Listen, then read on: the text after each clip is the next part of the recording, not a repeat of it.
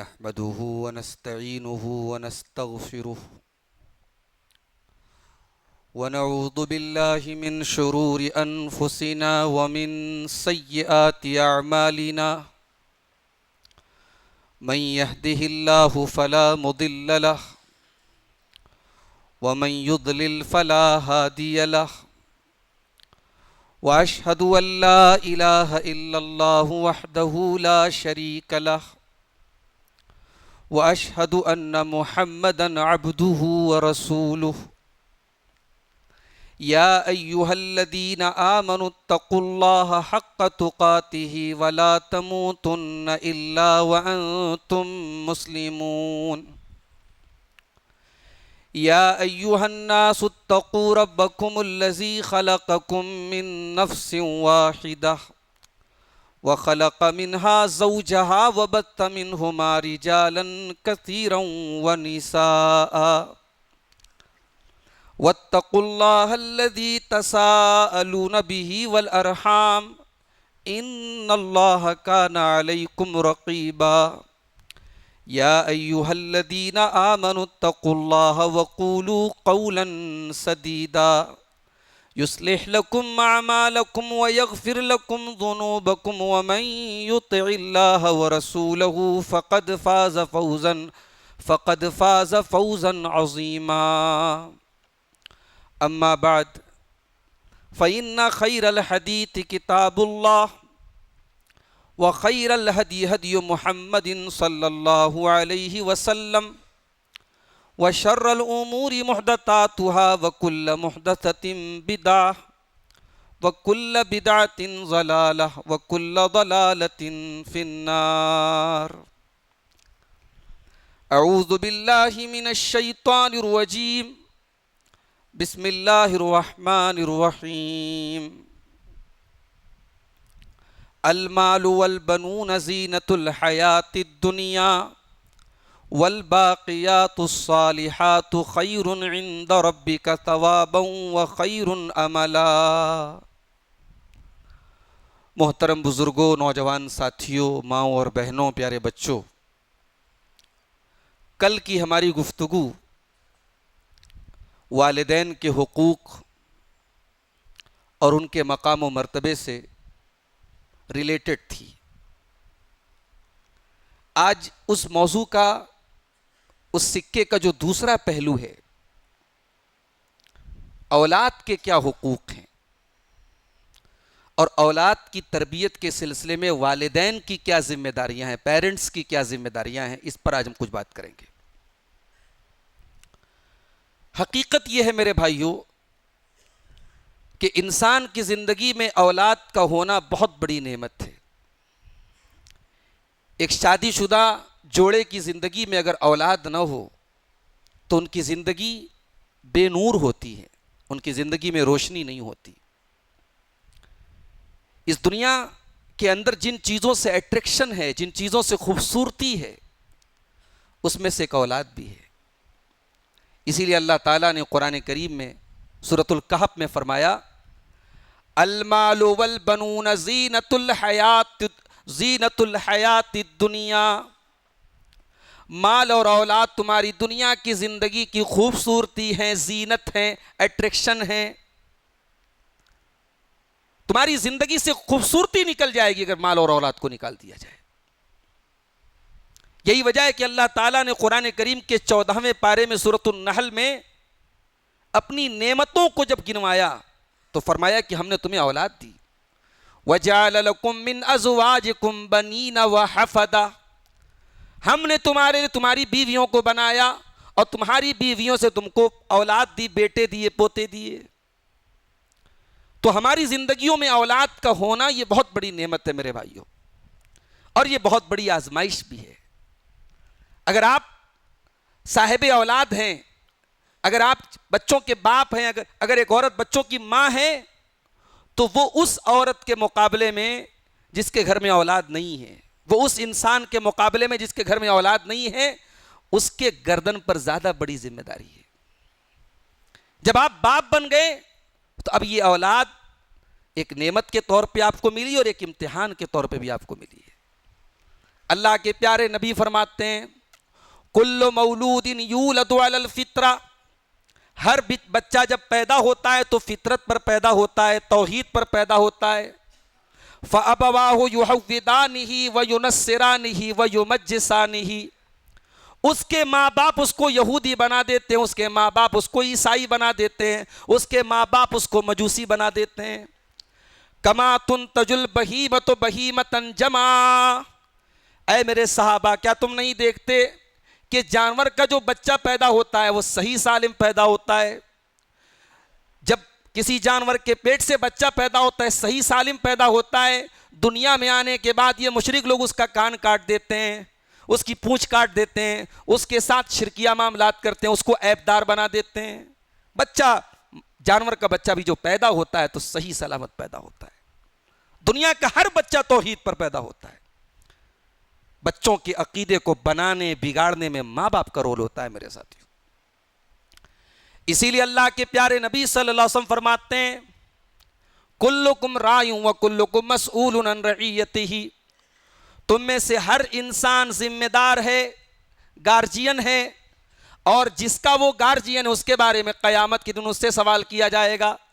فالرجل راع علی اہل بیتہ، مرد اپنے گھر والوں کے اوپر ذمہ دار ہے، مرد اپنے فیملی والوں کے اوپر ذمہ دار ہے، اس کا حساب اس سے لیا جائے گا. والمرأۃ راعیۃ علی بیت زوجہا، اور گھر کے اندر انٹرنل معاملات میں بیٹیوں کا معاملہ ہے، بہوؤں کا معاملہ ہے، گھر کے اندرونی معاملات کے بارے میں عورت ذمہ دار ہے، اس سے پوچھا جائے گا. اگر آپ کے گھر میں دین نہیں ہے، آپ کے گھر میں بے پردگی ہے، آپ کے گھر میں بے حیائی ہے، اور بوڑھی ماں بیچاری رات میں سجدے کرتی ہے، تہجد پڑھتی ہے، اللہ کیا وہ اس سوال سے بچ نہیں پائے گی؟ سوال تو ہوگا اس سے. یہ بہت بڑی ذمہ داری ہے میرے ساتھیوں. آسان نہیں ہے ماں باپ بننا. اگر آپ ماں باپ ہیں تو اس امتحان کے لیے بھی تیار رہیے. اسی لیے ہماری شریعت ہم سے یہ کہتی ہے کہ اپنے بچوں کی تربیت کے لیے وقت نکالو. آج ہمارے پاس سب سے بڑی پرابلم کیا ہے کہ آج جو ہمارے بچے بگڑ رہے ہیں، یہ جو جنریشن گیپ ہو گیا، یہ بچوں اور ان کے بڑوں کے بیچ میں جو خلا ہو گیا، جو گیپ ہو گیا، یہ بہت بڑی وجہ ہے اس بگاڑ کی. ٹائم نہیں ہے پیرنٹس کے پاس. معاف کیجئے گا، آج ہمارے بچے یوٹیوب سے پل رہے ہیں. بچہ کھانا نہیں کھا رہا، ماں نے موبائل دے دیا، بچہ یوٹیوب کا ویڈیو دیکھ رہا ہے، کھانا کھا رہا ہے. یہ عادت کس نے بگاڑی؟ آپ نے بگاڑی.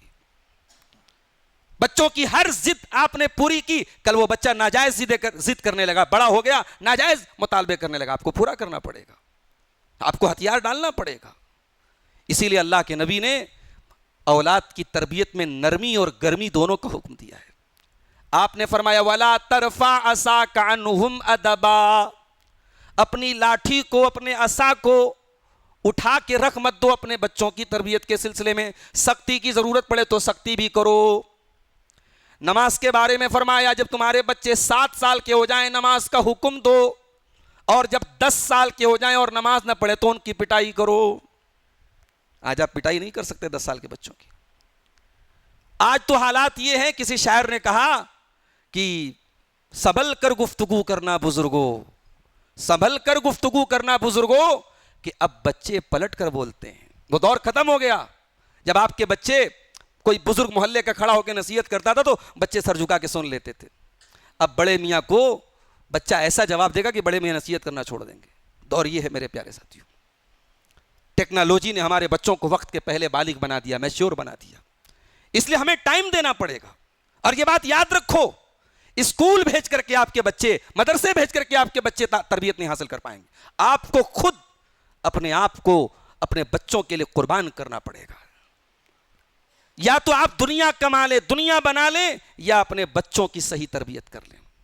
اگر آپ اپنی دنیا اور دنیا کے کاروبار اور دنیا کے بزنس اور دنیا کی جاب کے پیچھے اتنے بزی ہیں کہ اپنے بچوں کی تربیت کے لیے وقت نہیں نکال پاتے ہیں، تو یہ بزنس، یہ کاروبار، یہ دولت ایک دن آپ کے لیے بربادی کا سبب بن جائے گا میرے ساتھیوں.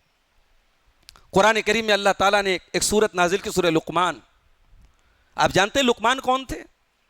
لقمان کوئی پیغمبر نہیں تھے، لقمان کوئی نبی نہیں تھے.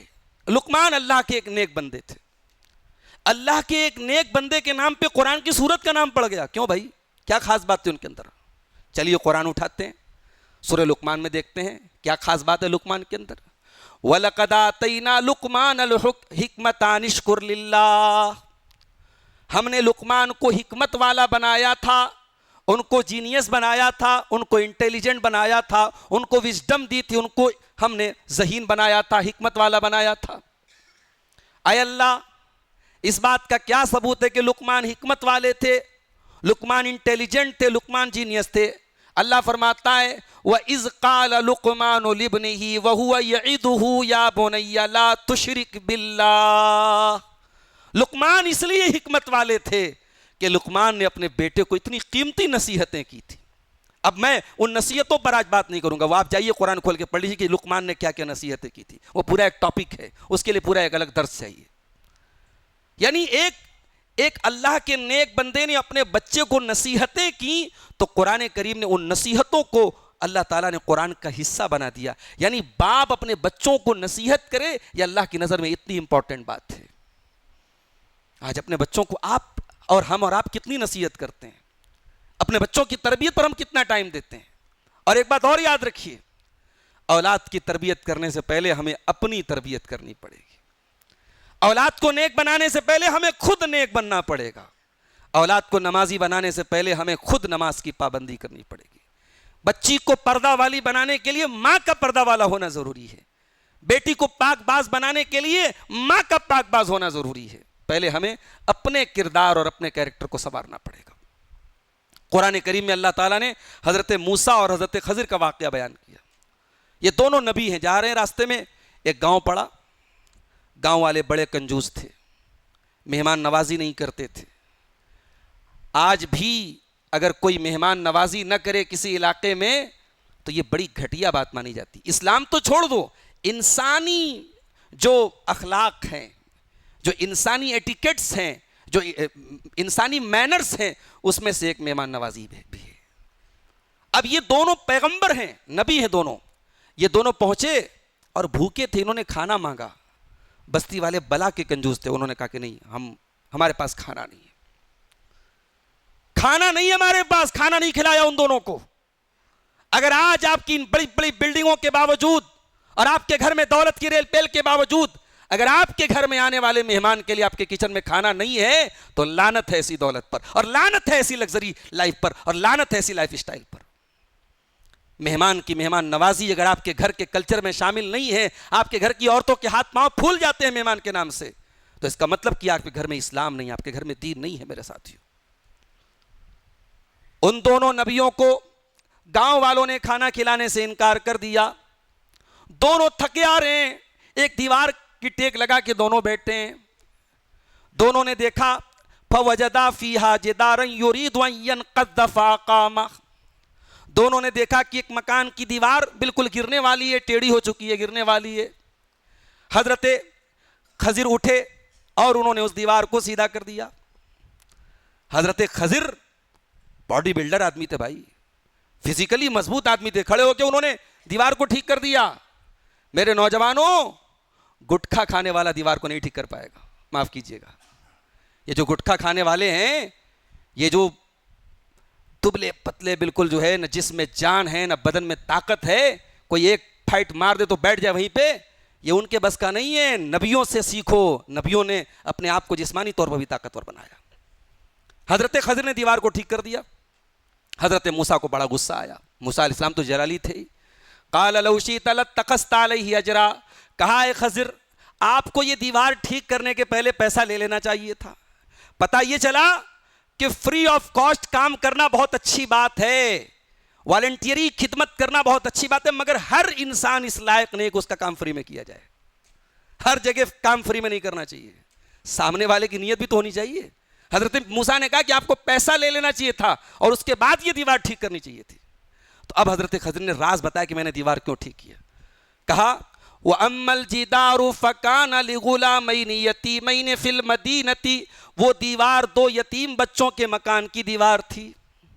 وَكَانَ تَحْتَهُ كَنْزٌ لَهُمَا، اور دیوار کے نیچے ان کے باپ نے جو مر چکا ہے، ان کے باپ نے اپنے بچوں کے لیے خزانہ دبا کے رکھا تھا، ان کے باپ نے اپنے بچوں کے لیے خزانہ دبا کے رکھا تھا۔ وَكَانَ أَبُوهُمَا صَالِحًا، اور ان کا باپ ایک نیک انسان تھا، اللہ والا تھا، متقی تھا، پرہیزگار تھا۔ فَأَرَادَ رَبُّكَ أَن يَبْلُغَا أَشُدَّهُمَا وَيَسْتَخْرِجَا كَنزَهُمَا۔ اللہ نے حکم دیا اپنے پیغمبر خضر کو، نیک باپ کے بچے ہیں، یتیم بچے ہیں، دیوار گر جائے گی، خزانہ لٹ جائے گا، نیک باپ کے بچوں کے ساتھ یہ انیائے نہیں ہونا چاہیے۔ اللہ نے ایک پیغمبر کو بھیج کر کے ان کی دیوار کو ٹھیک کروایا۔ اللہ اکبر۔ باپ نیک ہو، اس کے مرنے کے بعد اس کی پراپرٹی کی حفاظت اللہ ایک پیغمبر سے کرواتا ہے۔ یہ ہے نیک ہونے کا ثمرہ اور ایک نیک باپ کا اس کے بچوں کو ہونے والا فائدہ۔ ہم تو صاحب بچوں کے لیے پراپرٹی بنا رہے ہیں، ہم نے بینکوں میں انویسٹمنٹ کر کے رکھا ہے، ایف ڈی کرا کے رکھا ہے، انشورنس کی پالیسیز لے کے رکھی ہے۔ نہیں میرے بھائی، سب سے بڑا انویسٹمنٹ یہ ہے کہ آپ تقوی والی زندگی گزاریں۔ اگر آپ تقوی والے، ہم اور آپ اگر تقوی والے ہیں، ہمارے بچوں کو اللہ تعالیٰ ضائع نہیں کرے گا، ہمارے بچوں کو اللہ تعالیٰ برباد نہیں کرے گا۔ عبداللہ بن مسعود رضی اللہ تعالیٰ عنہ رات میں تہجد کی نماز پڑھ رہے تھے، ان کا معصوم بچہ وہیں پر سو رہا تھا، اور یہی قرآن کی آیت انہوں نے پڑھی، وَكَانَ أَبُوهُمَا صَالِحًا۔ ان دونوں یتیم بچوں کا باپ نیک تھا۔ اسی آیت کو پڑھتے چلے جا رہے ہیں اور روتے چلے جا رہے ہیں عبداللہ بن مسعود، اور اپنے بچے کی طرف سلام پھیرنے کے بعد اپنے بچے کی طرف دیکھ کے کہتے ہیں، من اجلک یا بنیا، اے میرے بچے، تیرا باپ تیرے لیے تہجد کی نماز پڑھ رہا ہے، تیرے باپ کی نیکیوں کا فائدہ تجھ کو ملے گا۔ میرے بھائیوں، میری ماں اور بہنوں، پہلے اپنی تربیت کرو، اولاد کی تربیت کا نمبر تو بعد میں آتا ہے۔ اور آگے بڑھیے، اولاد کی اگر تربیت کرنا ہے، جس طریقے سے ان کی دنیا کے سکھ اور دکھ کا آپ خیال رکھتے ہیں، اولاد کو ذرا سی کھروچ آ جائے آپ بے چین ہو جاتے ہیں، اپنے بچوں کو جہنم کی آگ سے بچانے کا بھی انتظام کرو میرے بھائیوں۔ قرآن کا 28واں پارہ اٹھاؤ، اللہ فرماتا ہے، یا ایھا الذین آمنوا قوا انفسکم واہلیکم نارا، اے ایمان والو، اپنے آپ کو اور اپنے گھر والوں کو جہنم کی آگ سے بچاؤ۔ وقودھا الناس والحجارہ، جہنم کی آگ پیٹرول اور ڈیزل سے نہیں جلے گی، کوئلے سے نہیں جلے گی، لکڑیوں سے نہیں جلے گی، جہنم کی آگ کا ایندھن انسان اور پتھر ہوں گے۔ اے ایمان والو، اپنے آپ کو اور اپنے بال بچوں کو اس آگ سے بچاؤ۔ ہم برداشت کریں گے ہمارے بچے آگ میں جل جائے؟ ہمارے بچوں کو ذرا سی کھروچ لگ جائے، ہمارے گھر میں بچہ کوئی گر جائے، مائیں بلکنے لگتی ہیں، باپ تڑپ جاتا ہے، ہمارے اور آپ کے بچے جہنم کی آگ میں جلیں، کیا ہم گوارا کریں گے میرے ساتھیوں؟ اگر محبت ہے اپنی فیملی سے اور پیار ہے اپنی بیوی بچوں سے، تو قرآن کہہ رہا ہے کہ ان کو جہنم کی آگ سے بچانے کا انتظام کرو۔ آج افسوس کی بات ہے، آج ہماری نوجوان نسل مرتد ہو رہی ہے۔ مسلمان کے گھر میں نوجوان لڑکیاں وہ جو ہے ارتداد کے راستے پہ جا رہی ہیں، اور باپ کو کوئی فرق نہیں پڑ رہا ہے، ماں کو کوئی فرق نہیں پڑ رہا ہے۔ اور اس آیت کی تفسیر میں حضرت علی نے کیا کہا تھا؟ اپنے بال بچوں کو جہنم کی آگ سے کیسے بچائیں؟ حضرت علی نے کہا، تعلموہم وادبوہم، اپنے گھر والوں کو، اپنے بال بچوں کو تعلیم دو، علم دین سکھاؤ۔ آج ہمارے بچوں کو دین کی بیسک نالج بھی نہیں ہے، نماز کی کامن دعائیں ان کو نہیں معلوم ہے۔ جنازے کی نماز آپ پوچھ لیں، ایک طرف سے کتنے لوگوں کو جنازے کی نماز یاد ہی نہیں ہوگی، اور یاد ہے تو معنی اور مطلب تو بہت مشکل ہے کہ کسی کو جنازے کی نماز کا مطلب معلوم۔ فجر کی نماز میں نے نماز میں پڑھی جانے والی دعاؤں کی تشریح کی، کتنے لوگ ہم میں سے ہیں جو دعاؤں کا مطلب نہیں جانتے؟ برسوں سے دعائے قنوت پڑھتے چلے آ رہے ہیں، وتر کی نماز میں دعائے قنوت کتنی پیاری دعا ہے، اگر اس کے معنی اور مطلب کو سمجھ کر کے آپ پڑھیں تو اندر سے روح کانپ جائے گی آپ کی، کیا ہم دعا مانگ رہے اللہ سے۔ اللہم اہدنا فیمن ہدیت وعافنا فیمن عافیت وتولنا فیمن تولیت، اے اللہ ہمیں ان لوگوں میں ہدایت دے دے جن کو تو نے ہدایت عطا فرمائی ہے، اپنے ہدایت یافتہ بندوں میں شامل کر دے اور ہمیں بھی ہدایت دے دے، اپنے ان بندوں میں ہمیں شامل کر دے جنہیں تو نے عافیت دے دی اور ہمیں بھی عافیت دے دے۔ وتولنا فیمن تولیت، اے اللہ تو ہمیں دوست بنا لے، اپنے ان بندوں میں شامل فرما لے جنہیں تو نے دوست بنایا۔ وبارک لنا فیما اعطیت، اور اے اللہ تو جو ہم کو دے اس میں برکت عطا فرما دے۔ وقنی شر ما قضیت، اور اے اللہ اپنے فیصلوں کے شر سے تو ہمیں بچا لے۔ یہ دعائے قنوت کا معنی اور مطلب ہے۔ ہم میں سے کتنے لوگوں کو معلوم ہے میرے ساتھیوں؟ دین کا علم سکھاؤ۔ آج رمضان کا مہینہ چل رہا ہے، ہماری عورتوں کو روزے کے بڑے موٹے موٹے مسائل ان کو معلوم نہیں ہیں، ان کے جو مخصوص مسائل ہیں پیریڈ وغیرہ سے ریلیٹ نہیں معلوم ہے، وہ پوچھنا بھی نہیں چاہتی، شرماتی ہیں، کوئی بتانے والا نہیں، کوئی ان کے گھر میں رہنمائی کرنے والا نہیں۔ اپنے بچوں کی آخرت بنانے کے لیے جو نالج ضروری ہے، جو علم ضروری ہے، وہ سکھاؤ میرے پیارے ساتھیوں. اور سب سے پہلے بچوں کی توحید، بچوں کا عقیدہ، یہ سب سے امپورٹنٹ ہے. حضرت لقمان اپنے بچے کو سب سے پہلے کیا نصیحت کرتے ہیں؟ یا بنی لا تشرک باللہ، اے میرے بچے تو اللہ کے ساتھ کبھی شرک نہ کرنا، ان الشرک لظلم عظیم، دنیا کا سب سے بڑا پاپ شرک ہے. اس کو اپنے بچوں کی گھٹی میں ڈال دو. تم کہیں چلے جاؤ، تمہارے بچے دنیا کے کسی کونے میں چلے جائیں، ان کے عقیدے کو کوئی مائی کا لال بگاڑ نہ سکے. یہ تربیت دو اپنے بچوں کی. حضرت ابراہیم علیہ السلام دعا کرتے ہیں وَجُنُوبْنِي وَبَنِيَّ أَن نَعْبُدَ الْأَصْنَامَ، اے اللہ مجھے اور میرے بچوں کو تو بت پرستی سے بچانا، شرک سے بچانا. اگر ابراہیم کو اپنے بچوں کے عقیدے کی فکر ہے تو ہمیں اور آپ کو تو اور زیادہ ہونی چاہیے میرے ساتھیوں. قرآن کا پہلا پارہ اٹھاؤ، یعقوب علیہ السلام کا آخری ٹائم ہے. یعقوب علیہ السلام کے 12 بیٹے ہیں، انہی 12 بیٹوں کو بنی اسرائیل کہا جاتا ہے. یعقوب علیہ السلام کے 12 بیٹے، انتقال کا ٹائم ہے، 12 بیٹے اپنے باپ کو گھیر کے کھڑے ہیں. ہمارے بیچ میں کسی باپ کے انتقال کا ٹائم ہو، بچے باپ کی پراپرٹی کا سوال کرتے ہیں. باپ بچوں کو پراپرٹی کے بارے میں، زمین کے بارے میں، جائیداد کے بارے میں بتاتا ہے. یعقوب علیہ السلام کیا بتا کے جا رہے ہیں؟ قرآن کا پہلا پارہ اٹھاؤ. ام کنتم شہداء اذ حضر یعقوب الموت اذ قال لبنیہ ما تعبدون من بعدی. یعقوب علیہ السلام اپنے بچوں سے کہتے کہ اے میرے بچوں تم میرے بعد کس کی عبادت کرو گے؟ قالوا نعبد الہک و الہ آبائک ابراہیم و اسماعیل و اسحاق الہا واحدا. سارے بچے بیک زبان کہتے ابا جان ہم اسی ایک اللہ کی عبادت کریں گے جس کی عبادت آپ کرتے تھے اور جس کی عبادت ہمارے باپ دادا ابراہیم کرتے تھے، اسماعیل کرتے تھے، اسحاق کرتے تھے. بچوں کو توحید کا درس دے کے جا رہے ہیں. نبی اکرم صلی اللہ علیہ وسلم حضرت عبداللہ ابن عباس کو سواری کے اوپر بٹھائے ہوئے ہیں. 10 یا 12 سال کی ان کی عمر ہے. 10-12 سال کے بچے آج ہمارے ہاں پھالتو کام کرتے ہیں، فضول. کبھی ہمارے حافظ صاحب نے اعلان کیا سڑکوں پہ بچے نہ گھومیں، یہ بتانے کی بات ہے تو کامن سینس کی بات ہے. آج ہمارے بچے روڈوں پہ بائک لے کے اسٹنٹ کرتے ہیں رمضان کی راتوں میں. قوم پریشان ہے ہماری نوجوان نسل سے. کسی ریسٹورنٹ میں چلے جاؤ، یہ بیٹھ کر کے جو ہے سٹا بازی کرتے ہیں، سگریٹ پی رہے، حقہ پی رہے. کیا یہ ہماری نوجوان نسل کیا کر رہی ہے میرے ساتھیوں؟ 12 سال کا بچہ نبی کے چچا کا بیٹا ہے، کزن ہے نبی کا، اور یہ وہ بچہ ہے جو رات میں اٹھ کر کے اللہ کے نبی کو وضو کا پانی لا کر کے دے دیا کرتا ہے. یہ وہ بچہ ہے جس کے لیے تہجد کے ٹائم نبی نے دعائیں کی تھی اللہم علمہ القرآن، اے اللہ اس بچے کو قرآن کا عالم بنا دے. نبی تہجد کے ٹائم کسی کے لیے دعا کر دی، اللہ اکبر. اللہ نے وہ دعا ایسی قبول کی. عبداللہ ابن عباس تو صغار صحابہ میں ہے، بہت چھوٹے تھے وہ نبی کے انتقال کے ٹائم، 12-14 سال ان کی عمر تھی، صغار صحابہ میں سے. لیکن قرآن کی ایسی نالج تھی ان کے پاس کہ آپ تفسیر ابن کثیر اٹھائیے، ہر آیت پر آپ کو کسی کا کمنٹ ملے یا نہ ملے قال ابن عباس، قال ابن عباس، قال ابن عباس، ہر آیت کی تفسیر میں ابن عباس کا قول ضرور ملے گا.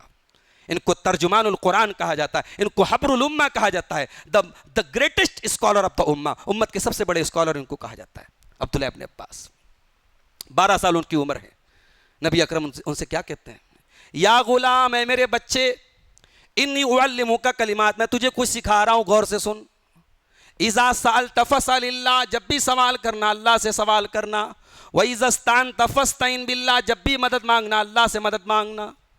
اور اے میرے بچے کان کھول کر کے سن لے، ساری دنیا مل کر کے تجھے کوئی فائدہ پہنچانا چاہے تو نہیں پہنچا سکتی سوائے اتنا جتنا اللہ نے تیرے مقدر میں لکھ دیا ہے. ساری دنیا مل کر کے تجھے کوئی نقصان پہنچانا چاہے نہیں پہنچا سکتی سوائے اس کے جو اللہ نے تیرے مقدر میں لکھ دیا ہے. رفعت الاقلام، تقدیر کا قلم چل چکا ہے، تقدیر لکھی جا چکی ہے. وجفت الصحف، اور تقدیر جس کاغذ پر لکھی گئی تھی وہ کاغذ سوکھ چکا ہے، تقدیر فائنل ہو چکی ہے. اب تقدیر میں چینجنگ ہونے والی نہیں ہے. تیری تقدیر میں جو لکھا ہے میرے بچے وہی تیرے ساتھ ہونے والا ہے. 12 سال کے بچے کو اللہ کے نبی تقدیر کا مسئلہ بتا رہے ہیں. 12 سال کے بچے کو اللہ کے نبی توحید سکھا رہے ہیں، صاف ستھری توحید سکھا رہے ہیں. اپنے بچوں کو توحید سکھاؤ میرے ساتھیوں.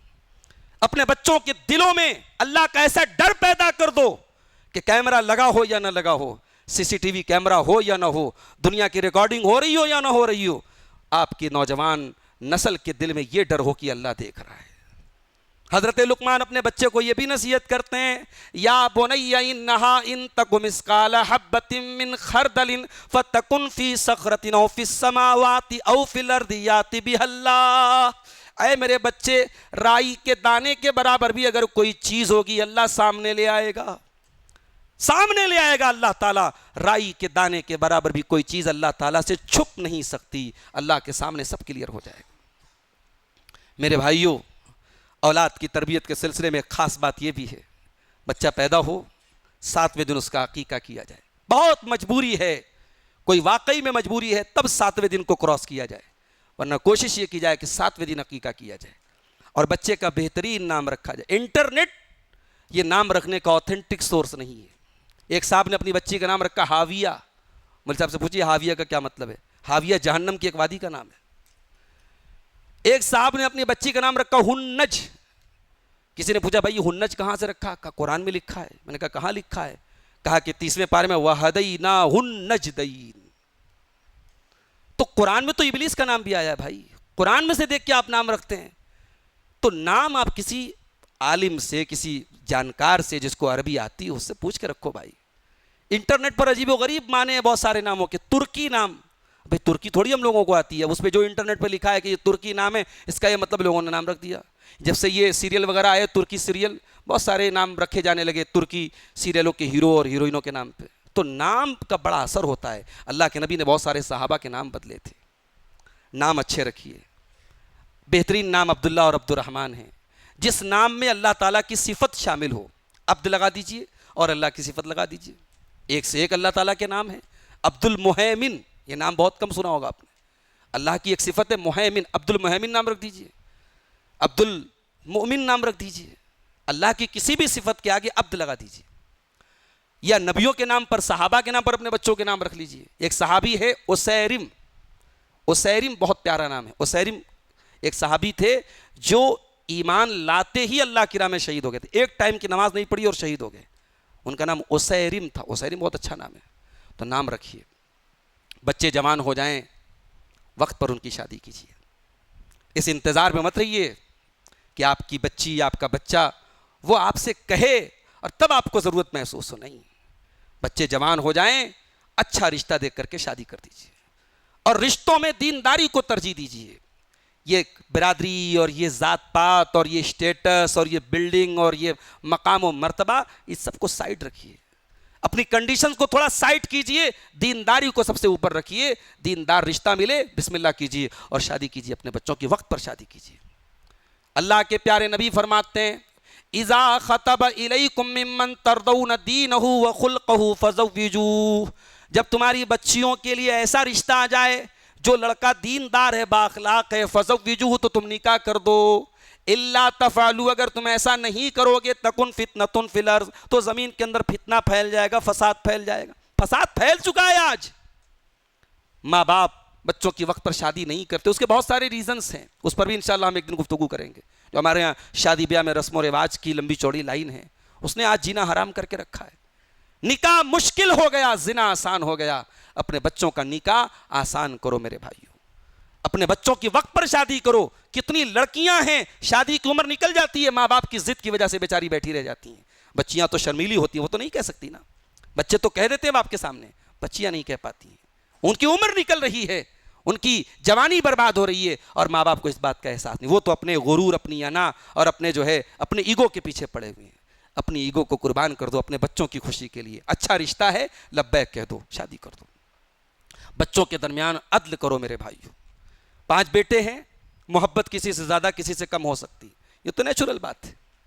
کسی ایک بیٹے سے محبت زیادہ ہے، ہو سکتی ہے، مگر آپ حقوق میں کوئی ڈسکریمنیشن نہیں کریں گے، حقوق میں برابری کریں گے آپ۔ نبی اکرم کے پاس ایک صحابی آئے، حضرت بشیر رضی اللہ تعالیٰ عنہ، انہوں نے کہا کہ اللہ کے نبی، میں اپنے بیٹے نعمان کو ایک کھجوروں کا باغ دینا چاہتا ہوں، اور میں چاہتا ہوں کہ اس ہبہ کے اوپر میں آپ کو گواہ بنا دوں۔ نبی اکرم نے پوچھا کہ کیا اور بھی بیٹے ہیں آپ کے؟ کہا کہ ہاں اللہ کے نبی اور بھی بیٹے۔ آپ نے کہا سب کو دیا ہے؟ کہا سب کو تو نہیں دیا ہے اللہ کے نبی۔ آپ نے فرمایا چلے جاؤ، لا تشہدنی علی جور، اس ظلم کے اوپر مجھے گواہ مت بناؤ، میں اس ظلم پر گواہی نہیں دے سکتا۔ اتقوا اللہ، اللہ سے ڈرو، وعدلوا بین اولادکم، اپنی اولاد کے درمیان انصاف کرو۔ آج کتنے گھر ہیں اولاد نے بدتمیزی کر دی، اولاد نے گستاخی کر دی، باپ نے گھر سے نکال دیا، جائیداد سے بے دخل کر دیا، کاغذ بنا دیا میرے جائیداد سے، میری پراپرٹی سے میرے بیٹے کا کوئی تعلق. یہ کون، یہ کرنے والے آپ کون ہوتے ہیں؟ اگر آپ کا بیٹا ہے تو آپ کا وارث ہے، آپ اپنی پراپرٹی سے اس کو بے دخل کرنے والے کون ہوتے ہیں میرے ساتھیوں؟ اولاد کے ساتھ ناانصافی مت کرو. اور یہ میں بچوں سے بھی کہتا ہوں کہ ماں باپ کی طرف سے اگر آپ کے ساتھ ناانصافی ہو جائے تب بھی ماں باپ کے ساتھ حسن سلوک کرتے رہو، ان کے حقوق ادا کرتے رہو. اور ماں باپ سے کہنا چاہوں گا کہ اگر بچے کچھ غلط کر رہے ہیں ان کے عمل کو اللہ کے حوالے کر دو، ان کو جو ان کا حق ہے وہ دے دو، حق دینے میں کوتاہی مت کرو. اور آخری چیز یہ ہے میرے ساتھیوں، ہم جتنی بھی محنت کر لیں، کوشش کر لیں، دلوں کا مالک تو اللہ ہے. کیا نوح علیہ السلام نے اپنے بچے کی تربیت میں کوئی کمی کی تھی؟ کیا نوح علیہ السلام کی تربیت میں کوئی کمی تھی؟ مگر نوح علیہ السلام کا بیٹا اپنے باپ کی کشتی پہ سوار نہیں ہوا. جب کشتی بن گئی، کشتی پہ حضرت نوح علیہ السلام نے اپنے فیملی کے لوگوں کو اور ایمان والوں کو جب سوار کیا، ان کا ایک بیٹا نہیں آیا ان کے ساتھ. حضرت نوح علیہ السلام نے کہا کہ یا بنی ارکب معنا، اے بچے آ جا، کشتی پہ آ جا. اس نے کہا کہ نہیں مجھے ضرورت نہیں ہے. سآوی الی جبل یعصمنی من الماء، ابا جان میں پہاڑ پہ چلا جاؤں گا، پانی آئے گا، طوفان آئے گا، پہاڑ پہ چلا جاؤں گا، آپ میری ٹینشن مت لیجیے. حضرت نوح علیہ السلام سمجھاتے رہے، بیٹا نہیں مانا، ڈوب گیا، برباد ہو گیا، جہنمی ہو گیا. نوح علیہ السلام اللہ کی بارگاہ میں ہاتھ اٹھا کے دعا کرتے ہیں، اللہ ان ابنی من اہلی، میرا بیٹا میرے پریوار میں سے، میرے اہل و عیال میں سے. اے اللہ تو نے وعدہ کیا تھا تو میرے اہل و عیال کو بچائے گا، میرا بیٹا تو ڈوب گیا، اے اللہ تیرا وعدہ کہاں گیا؟ اللہ نے فرمایا یا نوح انہ لیس من اہلک، اے نوح وہ تیرا بیٹا تیرے پریوار میں سے نہیں تھا، اس کا عمل گڑبڑ تھا، اس کا عقیدہ گڑبڑ تھا. انہ عمل غیر صالح، اس کا عمل صحیح نہیں تھا، اس لیے وہ تیرے پریوار میں سے، جس پریوار کو بچانے کا ہم نے وعدہ کیا تھا اس پریوار میں سے وہ نہیں تھا. پتہ یہ چلا اللہ تعالیٰ کیا یہ نہیں دیکھا جائے گا کہ آپ کی برادری کیا ہے، آپ کا خاندان کیا ہے، آپ کا نسب کیا ہے، آپ کس کی. آج لوگ بڑے فخر سے کہتے ہیں صاحب میرا تو سلسلہ نسب حضرت عمر تک پہنچتا ہے، بڑے فخر سے ممبر پر بولتے ہیں میرا سلسلہ نسب نبی اکرم تک پہنچتا ہے. بغاوت پر ہو آمادہ تو ڈوبے نوح کا بیٹا، بغاوت پر ہو آمادہ تو ڈوبے نوح کا بیٹا، یہاں نام و نسب کی برتری سے کچھ نہیں ہوتا. آپ کا سر نیم اللہ تعالیٰ کیا آپ کو نہیں بچائے گا، آپ کی کاشت، آپ کی برادری اللہ کیا آپ کو نہیں، آپ کا ایمان، آپ کا عمل اللہ تعالیٰ کیا وہ کام آئے گا. تو دعائیں کرو اولاد کے حق میں. 2 دعائیں میں سکھا رہا ہوں، اس کو یاد کر لو. ایک دعا آپ کو ملے گی قرآن کے 19ویں پارے میں سورہ فرقان میں، ربنا حب لنا من ازواجنا وذریاتنا قرۃ اعین واجعلنا للمتقین اماما. پروردگار ہمارے بیوی بچوں کو ہماری آنکھوں کی ٹھنڈک بنا دے، ہمارے بیوی بچوں کو ہماری آنکھوں کی ٹھنڈک بنا دے. ایک نیک باپ کے بچے اس کی آنکھوں کی ٹھنڈک کب بنیں گے؟ بیٹا عالم بن جائے، بیٹا حافظ بن جائے، بیٹا نماز میں صف اول میں شامل ہونے والا بن جائے، بیٹا علماء کی خدمت کرنے والا بن جائے، بیٹا دین کی خدمت کرنے والا بن جائے، بیٹا اللہ کی راہ میں صدقہ خیرات کرنے والا بن جائے. ایسا بیٹا باپ کی آنکھوں کی ٹھنڈک بنتا ہے. اے اللہ ہمارے بیوی بچوں کو ہماری آنکھوں کی ٹھنڈک بنا دے. وَاجْعَلْنَا لِلْمُتَّقِينَ إِمَامًا، اور اے اللہ ہمیں متقیوں کا امام بنا دے. یہ بہت پیاری دعا، اس کو یاد کر لو. اور دوسری دعا جو 40 سال کے اوپر ہونے والے ہر انسان کو پڑھنا چاہیے. یہ کہاں ملے گی آپ کو؟ 26ویں پارے میں سورہ احقاف میں. حَتَّى إِذَا بَلَغَ أَشُدَّهُ وَبَلَغَ 40 سَنَةً، جب انسان 40 سال کا ہو جاتا ہے تو یہ دعا پڑھتا ہے، رَبِّ أَوْزِعْنِي أَنْ أَشْكُرَ نِعْمَتَكَ الَّتِي أَنْعَمْتَ عَلَيَّ وَعَلَى وَالِدَيَّ. اے اللہ مجھے توفیق دے میں تیری نعمتوں کا شکر ادا کروں جو نعمتیں تو نے مجھ کو دی. 40 سال جب انسان کی عمر ہو جائے نا تو سمجھو کہ آپ نے اپنی زندگی کا 2/3 حصہ گزار لیا. زندگی کے اگر 3 حصے کر دو تو 2 حصے آپ کے گزر گئے، اب 1 حصہ بچا ہے. جوانی گزر گئی آپ کی، 40 سال کے ہو گئے، میچور ہو گئے آپ. اسی لیے کہا جاتا ہے کہ جو انسان 40 سال تک نہ سدھرے وہ کبھی نہیں سدھرے گا، کبھی نہیں سدھرے گا انشاءاللہ، وہ کبھی نہیں سدھرے گا جو 40 سال تک نہ سدھرے. اس لیے بعض لوگوں کو دیکھیے کہ بعض بری عادتیں جو ہوتی ہیں نا وہ 40 سال تک کنٹینیو رہتی تو بڑھاپے تک کنٹینیو رہتی ہیں. تو 40 سال کا جب انسان ہو جائے تو دعا کر رہا ہے کہ اے اللہ تو نے مجھے عمر کے اس مرحلے تک پہنچایا، میں تیرا شکر ادا کرتا ہوں، تو مجھے توفیق دے. وَأَنْ أَعْمَلَ صَالِحًا تَرْضَاهُ، اور اے اللہ تو مجھے توفیق دے کہ میں نیک عمل کروں، ایسا عمل کروں جس سے تو راضی ہو جائے۔ وَأَصْلِحْ لِي فِي ذُرِّيَّتِي، اور اے اللہ تو میری اولاد کی اصلاح کر دے۔ انی تبت الیک وانی من المسلمین، اے اللہ میں تیری بارگاہ میں توبہ کرتا ہوں اور میں مسلمان ہوں۔ یہ ہے دعا، یہ قرآن کے 26ویں پارے میں سورہ احقاف میں ہے، وہاں سے آپ اس کو یاد کر لیں۔ اولاد کے حق میں دعا کرتے رہے، اولاد کے سلسلے میں اللہ سے راتوں میں گر گڑا کے دعا کرے کہ اللہ میری اولاد کو دیندار بنا کے رکھنا، دیندار بنا کے اٹھانا، میری اولاد کے ایمان کی حفاظت کرنا، میری اولاد کو ہمیشہ توحید پر قائم رکھنا، یہ دعا ہمیشہ کرتے رہنا میرے ساتھیوں۔ یہ چند باتیں تربیت اولاد کے تعلق سے تھیں۔ دعا ہے رب کریم سے اللہ تعالی ہم میں سے جتنے صاحب اولاد ہیں ان کی اولاد کو نیک اور صالح بنا دے۔ اللہ ہمیں اپنی اولاد کی تربیت کرنے کی، صحیح تربیت کرنے کی ہم سب کو توفیق عطا فرمائے۔